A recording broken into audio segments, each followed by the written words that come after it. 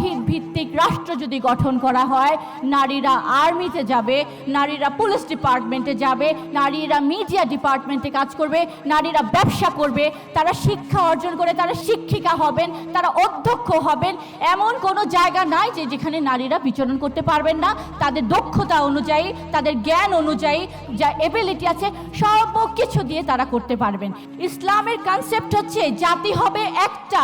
আজকে ভৌগোলিক রাষ্ট্রে 204টা দেশে আমাদের পৃথিবীকে ভাগ করা হয়েছে, কিন্তু ইসলাম প্রতিষ্ঠিত হলে, আল্লাহর দ্বীন, আল্লাহর তাওহীদ প্রতিষ্ঠিত হলে সেখানে পুরো জাতি হবে একটা, নেতা হবেন একজন। সেই নেতার জায়গা ছাড়া সর্ব অঙ্গনে নারীর জায়গা করে নিতে পারবে ইনশাআল্লাহ।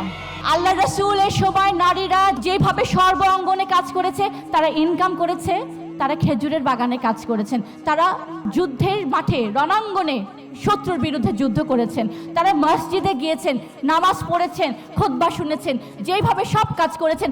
আজকে আপনাদের এই ধর্মীয় যে অধিকার, আল্লাহ প্রদত্ত অধিকার, সেটাই তো আপনার নাই। মসজিদের সামনে বড় করে লেখা থাকে নারীর প্রবেশ নিষেধ।